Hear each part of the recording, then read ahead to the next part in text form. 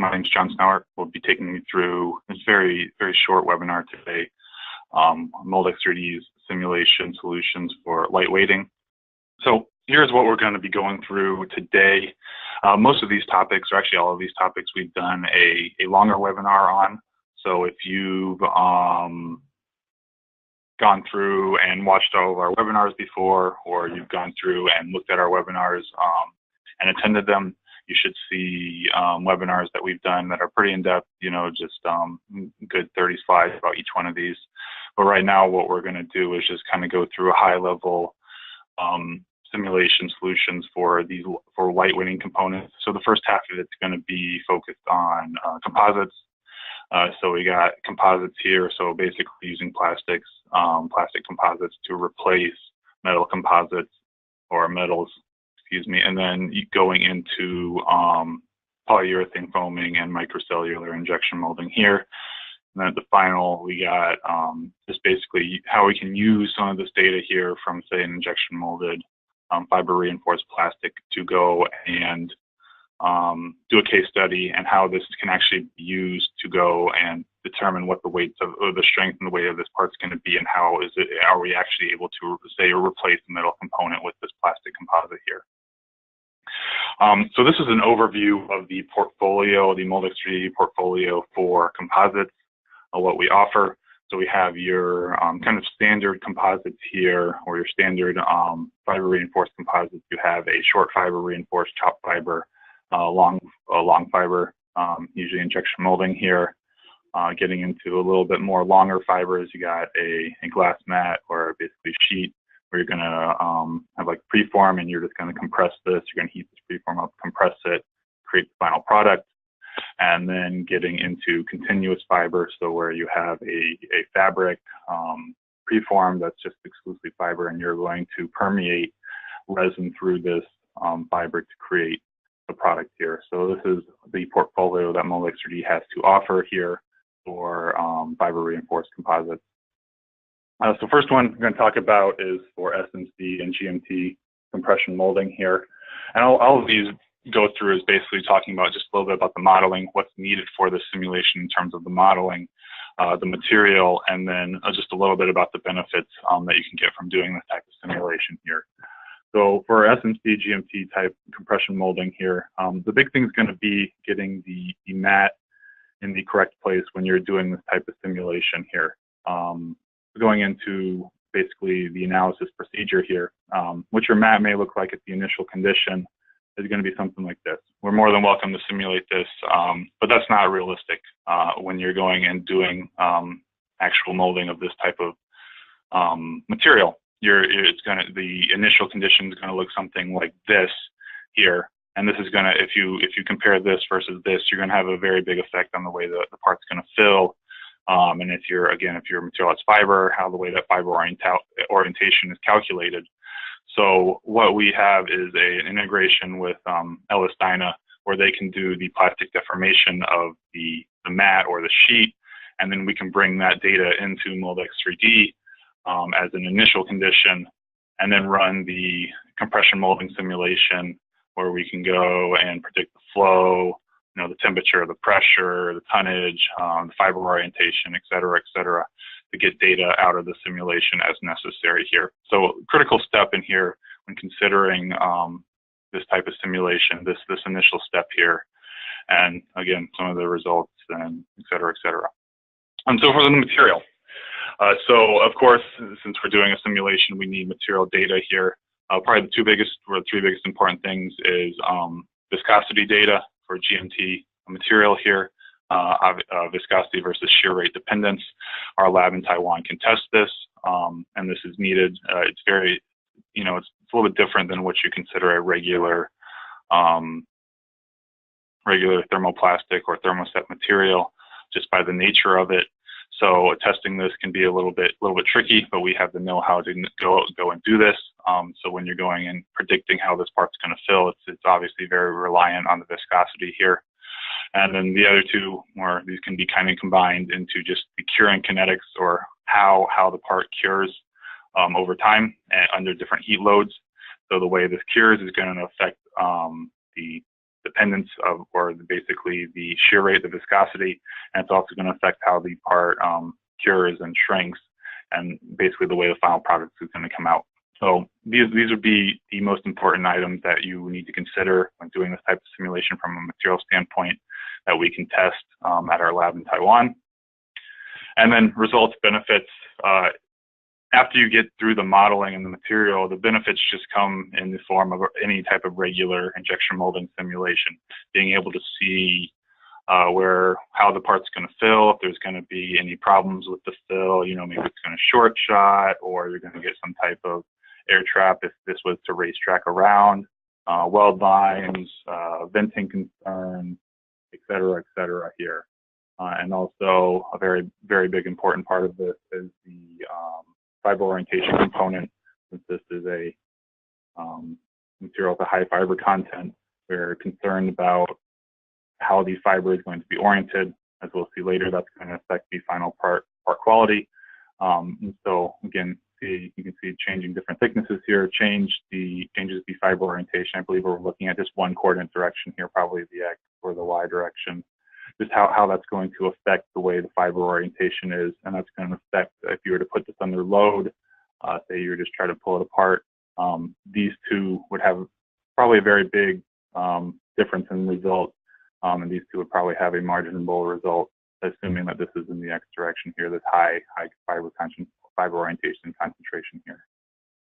So that's it for SMC, just a very basic overview. Next, we're going into resin transfer molding. Same type of thing, go through the modeling, the material, and some of the benefits. So with this here, we're going to have a fiber, basically preform that we're going to permeate material through. So it's a very permeable fiber mat, fabric here. And so the important part about this is getting the way the mat is going to lay in the mold correct. And so we can do this from either a draping projection, or as it says down here, an Ellis-Steiner simulation. So Ellis-Steiner can do basically the draping simulation, and then we can go and bring that into Moldex3D, getting a good understanding of how the fabric mat's actually going to lay, which is going to affect, again, everything else that's going to happen afterwards here. And then getting into the material modeling. So there's two things to consider here. Obviously, the resin that we're going to permeate or flow through the fabric is going to be important, and this is usually kind of just maybe it's some type of thermosetting material, and we're just looking at the viscosity and the curing kinetics. These are just very simple things which I've tested. And then the more important item, more equally important item, is going to be the permeability of the fabric, or the fiber preform here. The permeability in the X, Y, and Z direction, as that's going to determine how the part is going to fill out and how the material is going to permeate through the fiber mat. So we have a system to go and measure that in our lab in Taiwan using Darcy's law here, using a system of cameras and software to go and predict the permeability in the XYZ direction of the fiber mat here. So combining those two together, we can go and get an idea of, again, how the material is going to permeate through the fiber mat, basically how the whole part's going to fill out, and help you get to go and design some flow front optimization, just as filling curing time estimation here, venting design, you know, how large of the vents do I have to have, where do the vents need to be, how long can this flow front flow through different fiber mats here. So these have different permeabilities, different flow front estimations for the permeabilities. And then if there's going to be any dry spots in the mat, so say, you know, there's a little spot here, we're not going to have any resin flow through it, you know, due to the various conditions here. Using this simulation to go and help predict these type of issues or things that we're looking for in the simulation. So we've gone through resin transfer molding and SMC. Now we're going to shift gears into using Moldex3D to predict general fiber orientation. And this is mostly going to be focused on just injection molded plastics, short fiber, long fiber. And being able to predict the correct orientation and the correct fiber length is very important. If you have any knowledge about materials, anisotropic materials, especially since we're on the topic of plastic composites, the way the fibers are oriented in these materials is going to play a large role on the final material properties of the part. This is just a simple example, courtesy of extreme engineering. So if your fibers are highly aligned in one direction, your stress strain curve is basically going to have a higher modulus. Your stress strain curve is going to look more like this, and then compared to the other areas where it's the outer plane direction, your stress strain curve is going to have a lower modulus for this curve. And then if it's all random, all the same, then it's going to be basically pretty much an isotropic material. And then same thing, or not same thing, but the same kind of idea with the fiber length. As you change the fiber length here, you're going to change the material properties. So getting these correct plays a very big important role from a simulation. If you can go and simulate the fiber orientation, sure, that's great. But if you can't get the fiber orientation correct, what you do with it afterwards is pretty much useless.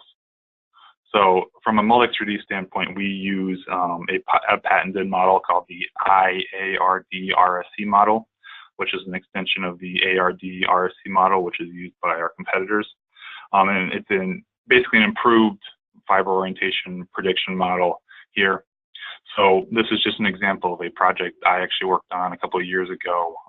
It was a fairly complex automotive part. And what we're doing here is just looking at different locations in the model here. So some different thicknesses, some ribs, some holes around the holes, changing directions where the flow changes directions, looking at the average orientation through the thickness of the principal direction. So when you're thinking about plastic flow, usually the fibers go and align in the orientation direction that they're flowing in.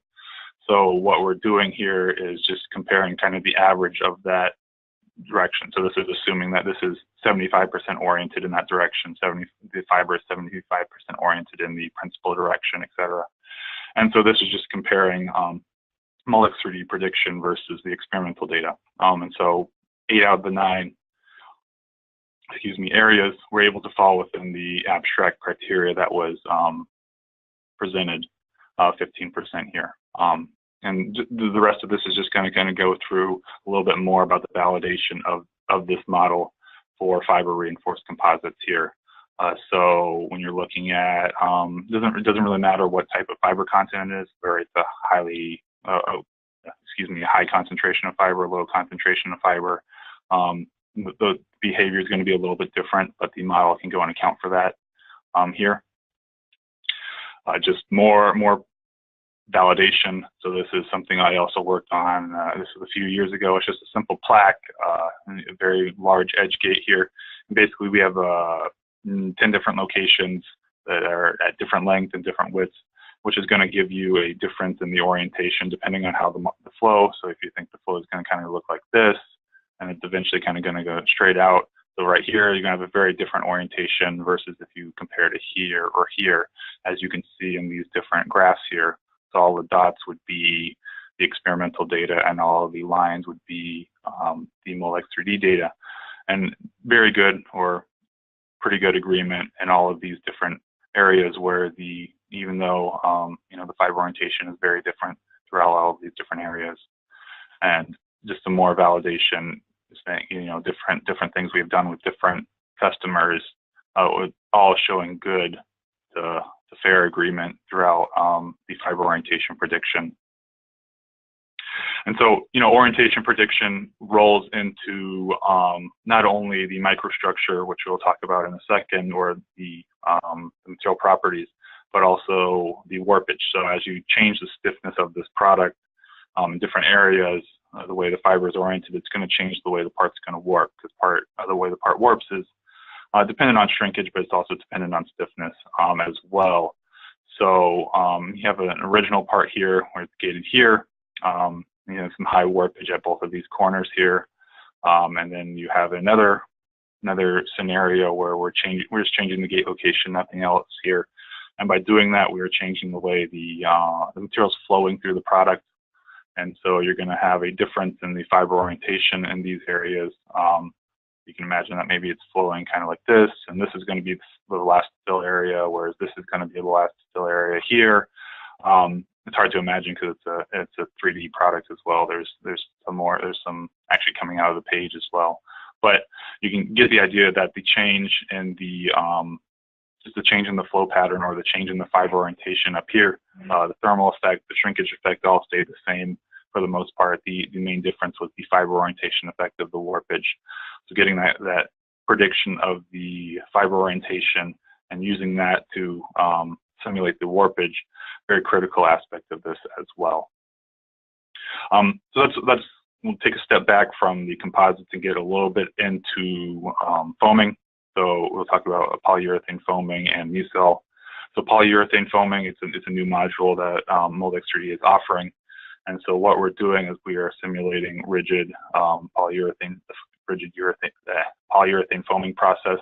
And the main deal here is that we're considering both the curing kinetics and the foaming kinetics when we are doing the injection into the cavity, which allows us to calculate the melt curing conversion, which is basically the reaction that is going to create the polyurethane material, and then the foaming conversion, which is going to create the carbon dioxide, which is going to kind of create the foaming process. So here's a little bit more if you want to read about a little bit of the chemistry. But again, so we're considering the curing kinetics and the foaming kinetics. So we have the one reaction, which is producing the polyurethane polymer using two of the raw materials here, and then the blowing reaction, which is using, again, two of the raw materials here and creating the carbon dioxide gas here. So we're doing both of these calculations simultaneously, and both of these reactions is what's creating the polyurethane foaming. So as far as measurement of the material, I'm not actually too knowledgeable about this and what goes into this, but we have a test lab or a lab in Taiwan that has what's called a foamat.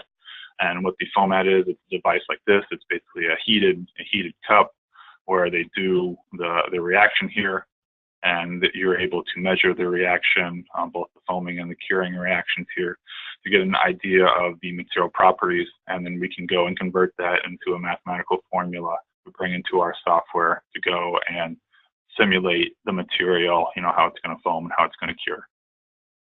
And so what you get out of this is, again, anything that you would want to compare for a very general injection molding simulation, so flow balance, venting, shrinkage, voids.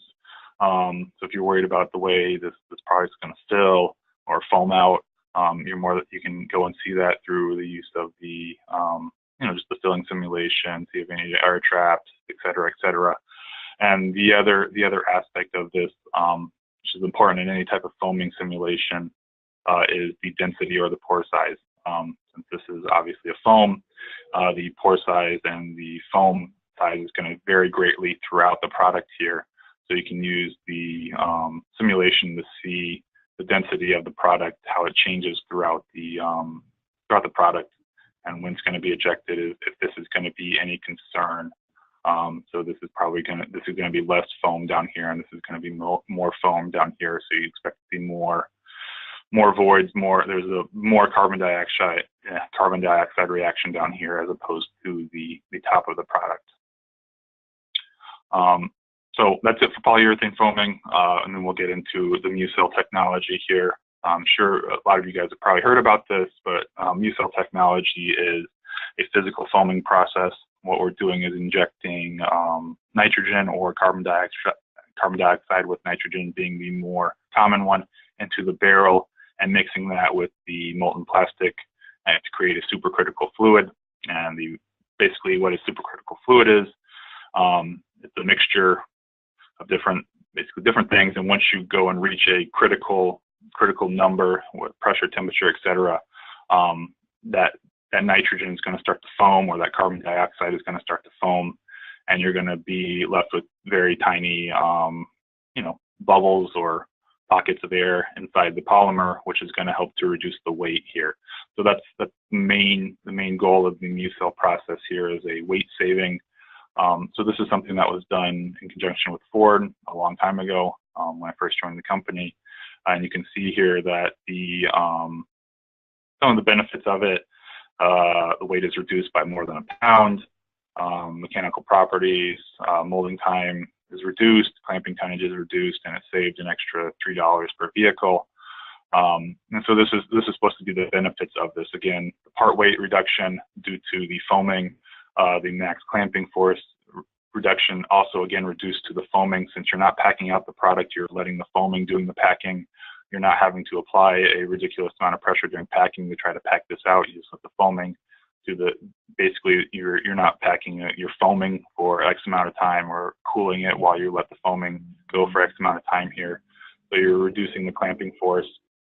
And then since you're foaming everywhere, you're not trying to pack this out, you're going to have a reduction in the volumetric shrinkage of the product, which is going to lead to improved warpage here, as you can see from the Moldex3D. This is all Moldex3D prediction here. So just a general reduction of the XYZ displacement here. So this is just a case study that we have done in conjunction with Trexel a few years ago. And if you've gone to any show, you've probably seen this running, or they were running this product, I believe, a couple of years ago at NP and some other shows. But basically, it's just a U-shaped product here. Has some very thick ribs, some holes to generate weld lines. Basically, just a product to kind of showcase the MuCell process. So, if you were to go and mold this with conventional injection molding, you'd see some deep sink marks, mostly due to these ribs here. But the product would look good, high gloss surface.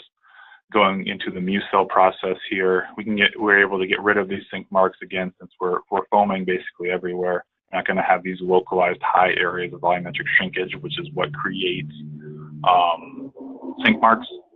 But due to the foaming here, you get these silver streaks. So using basically a heat and a cool method, basically what we're doing is just heating the mold up right before filling, during filling, so we can have a very high temperature, help to improve the flow, help to get that glossy finish, and then just rapidly cooling it down afterwards, so the cycle time's not increasing.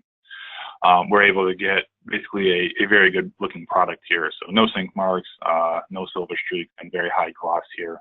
The main thing coming from the MuCell is the no sink marks.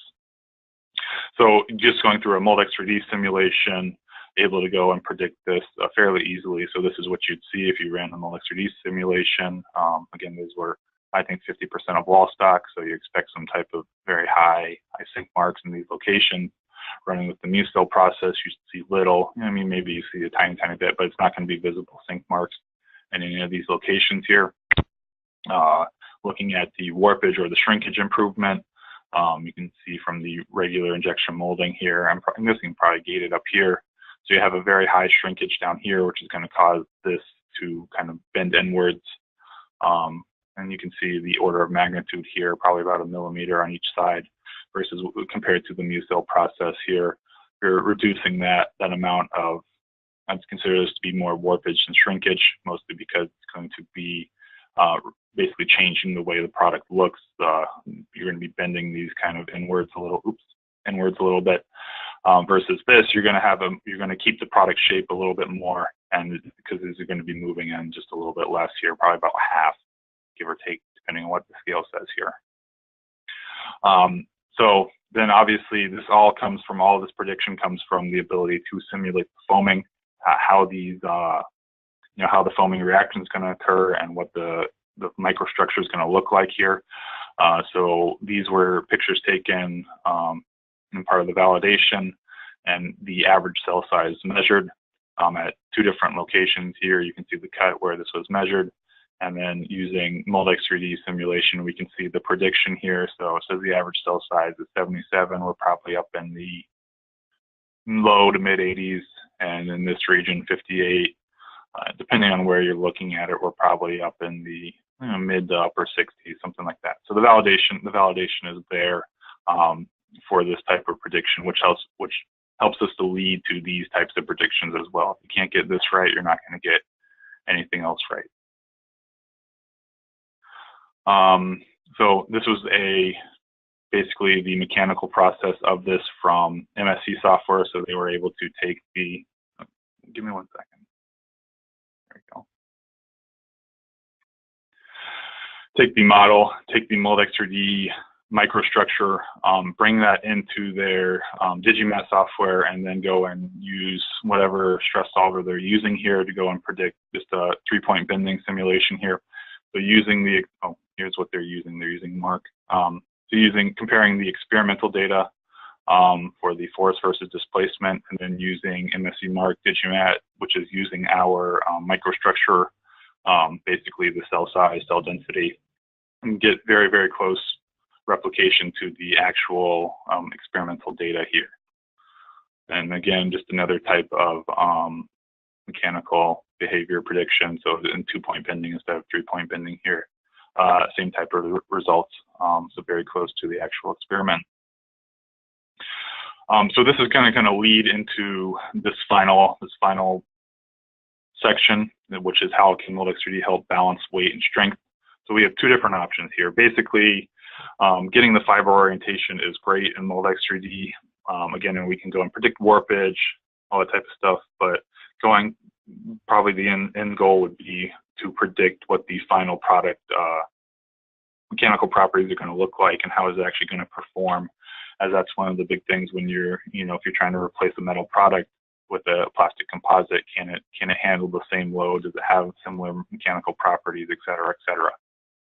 So, so if you were to take a fiber orientation like this here, so, this is just getting kind of an idea how close to the simulation, or how close to the experimental data the simulation is, pretty close, versus, and then going and using our built-in models to go and predict what the mechanical properties are going to look like here. So this is using Moldex3D, just our built-in tools. You get the modulus in the different directions and the shear modulus, and then comparing to the experimental data here. So you can see if you have good orientation data, the deviation between them should be fairly small, which it is.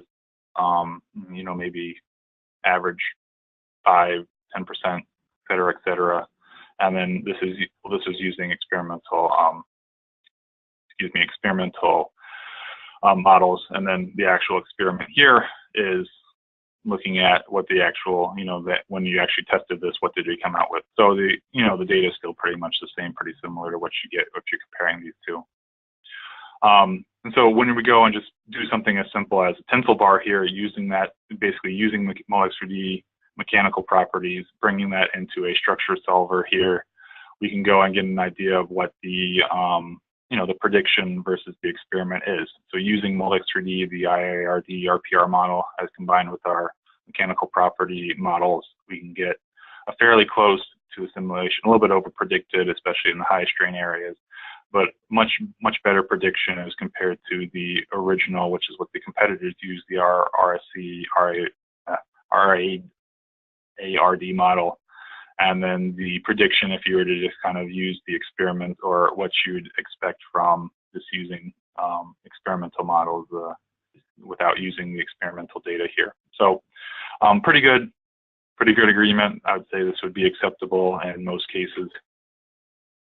Another case here is using, again, Moldex3D prediction. So what we have here is a product where the force is basically, kind of thinking about it's up and down on the screen here, but the fiber orientation in the area that you see it actually fails in, there's a little crack here, it fails in that area. Fiber orientation is actually transverse to the force direction. So if you look at the stress strain curve for this material here, you're in the direction of the fiber, your modulus is much greater. Basically to the point of failure, it's going to be, you need much more stress, versus if you're in the longitudinal direction. It's even worse than being just kind of random 3D orientation in that direction. So if you were to go and just consider a nonlinear isotropic simulation, you'd get this type of prediction here, max stress of 32 MPa, which probably would not lead to failure. It depends on this mechanical properties chart. Without reading it too much here, may or may not lead to failure, but when you're looking at this using nonlinear anisotropic data, basically taking data from Moldex3D, you're able to get a higher stress prediction, which is probably going to lead to a prediction of failure some type of failure in this region. And so the final thing we have here is just kind of a complete solution, which would probably be the most complete solution to go through for using Moldex3D data to go and predict how the part mechanical properties and failure, et cetera, is all going to turn out. So you just have a very simple compression molded model here. And so what we'd end up doing, so instead of using what we have built in the Moldex3D, we would export the orientation data out in the form of an O2D file. And we can bring this into Digimat. Digimat is from Extreme, which is an MSC software, and it's a material modeling software, very powerful, very useful if you're doing this type of simulation. So we'd go just pick a material model inside Digimat, bring in our fiber orientation data from the simulation here. So you can see this is all the, we want to see all the different, so this is A11, we can see A22, A33, et cetera. This is basically just the fiber orientation.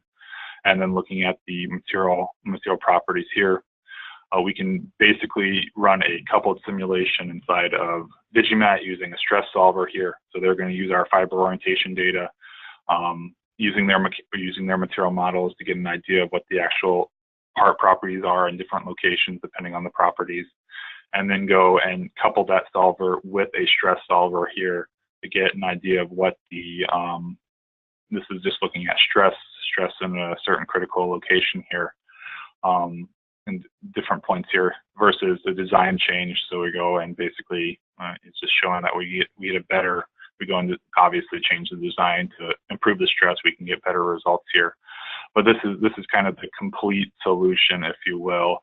You go and do the analysis in Moldex3D, bring that orientation into a micromechanics software such as Digimat RP, and then you can go and couple that with an FEA software. So you get nonlinear and a nonlinear FEA software, and then a nonlinear material model to go and predict the fiber microstructure at basically different times, different temperatures, et cetera, to get a more complete, accurate simulation solution. And so that's all we have for today. You know, just covered the SMC, the RTM, a little bit about the foaming, and then just the microstructure. So if you have any questions, you can send them to me, or you're more than welcome, obviously, to email us, call us, anything like that if it's very complicated. If not, you'll get a recording after this if you fill out forget the word for it, the survey. If not, have a good day. Thank you.